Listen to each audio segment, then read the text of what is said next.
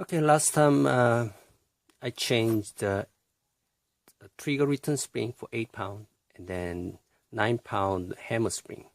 But when I went to shooting range first time, I was a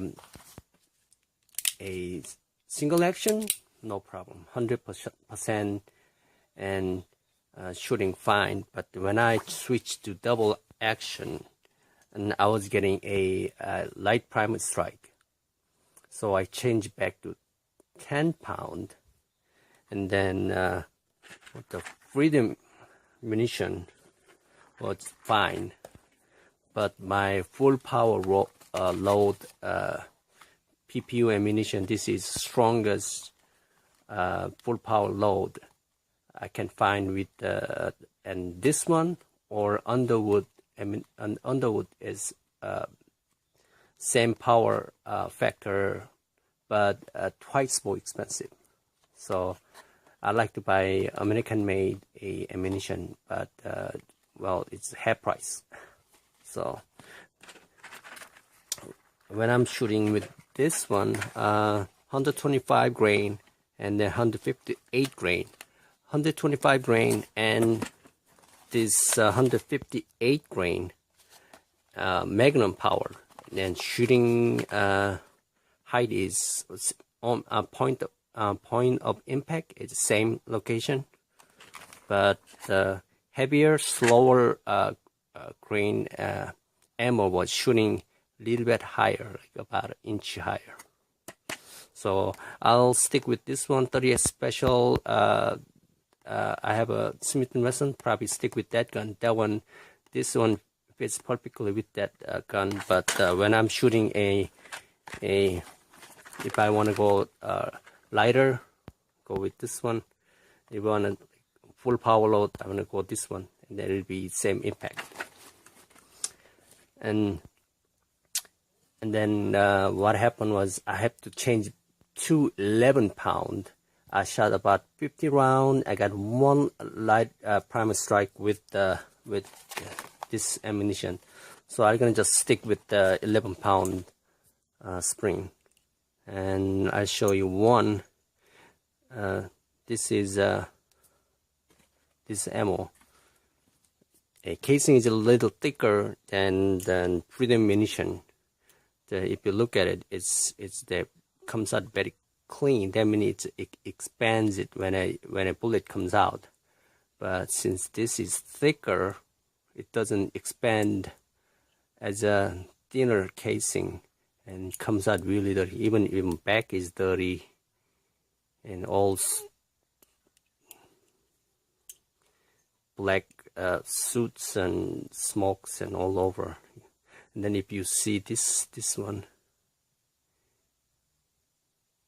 you'll see a very light indentation. This is it fired, but it was so light it blow out the indentation outward, so it doesn't look like it made contact, but it fired.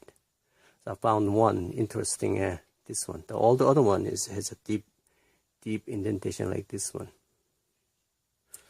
So what I had to do to light the trigger pull was this strut. If you look at the strut, if you look at when you get the gun originally, if you see a lot of burr on the strut, is like Smith & Wesson doesn't have the one inside the part, whereas the right in the trigger and the spring, there's one part that I had to polish. Same thing with this part. A Smith & Wesson is a leaf spring, like the leaf spring like this, so it doesn't have this friction. So you need to have polish this way, so you don't have any burr. But if you, well, how I know is I messed up one of them. If you polish it, if you crick it, and what happens is when you pull, if you pull, sometimes you pull this way or pull that way. Certain way it's smoother, and then certain the other way it doesn't. well, it depends on how you pull. It's smooth as different. So you have to be very careful when you're smoothing this. When you smooth perfectly, correctly, then whether you pull this way, or pull straight, it doesn't matter. It should be very smooth. Like, should be very smooth. No friction, no greediness, nothing. It should be very smooth. Is when I pull my Smith & Wesson pull out, is very close to it. Maybe this is smoother. I don't know. So, let's do a trigger pull for. Oh, before I do that, let me. What I did the sights. This sight is the marble arm sight. I have two. Why? Because I messed up on this one. When I put it in there, I didn't put grease. Trying to dry fit, it doesn't go in. So I filed it. Then I put grease, put it in there.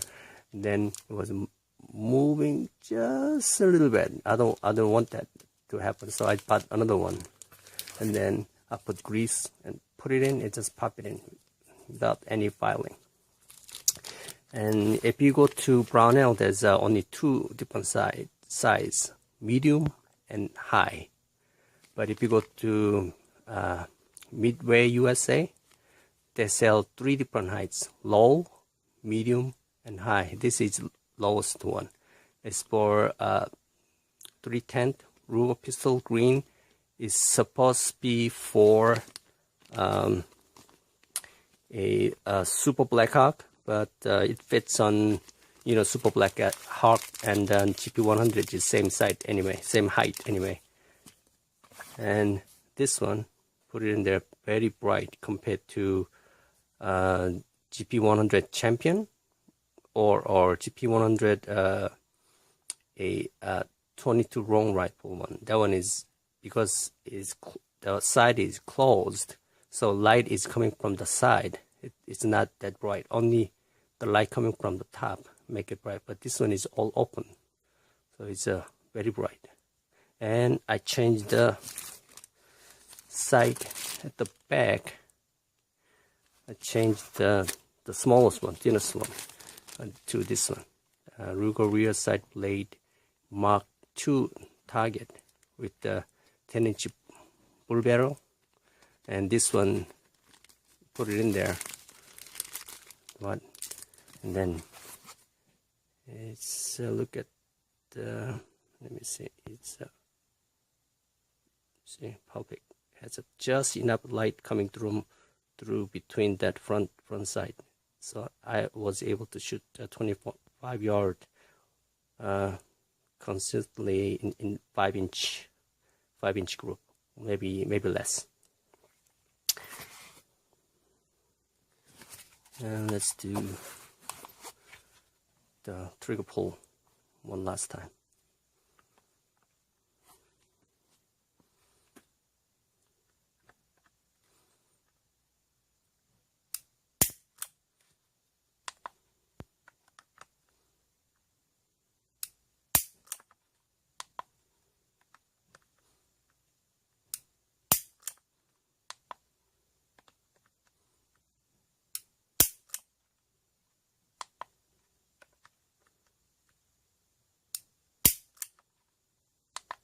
Okay, so little bit over 8.5 pounds. I believe a GP100 Champion. That one, I believe it's just under 10 pounds, 9 pound 9 or something. So this how I did the trigger job is 1 pound lighter than GP100 Champion model. And then the single action even lighter than the. Let me see.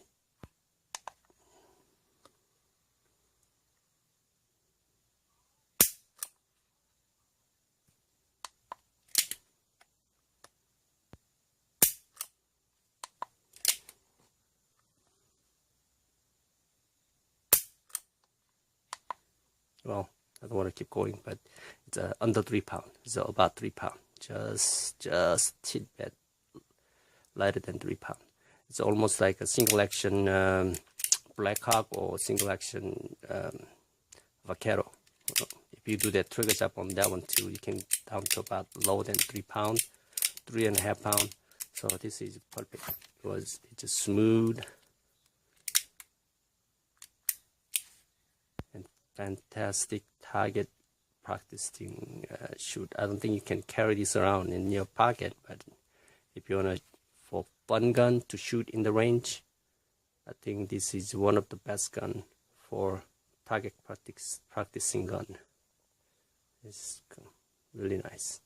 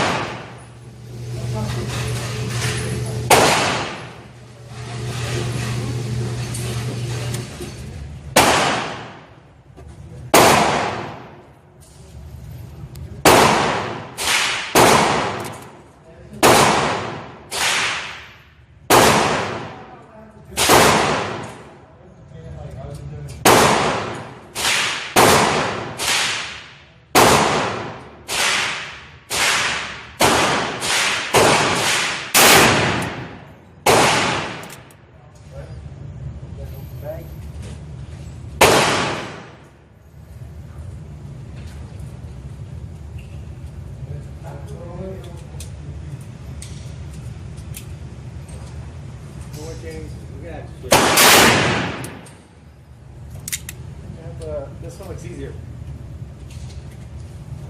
I was just like all over the place. That one was like.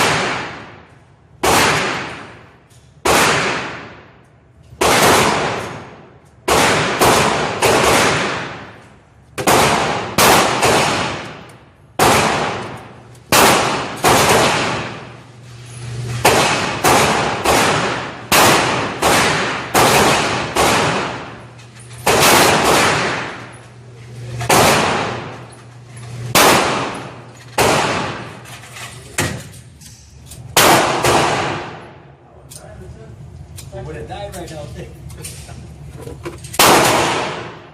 So one of these ones going this one?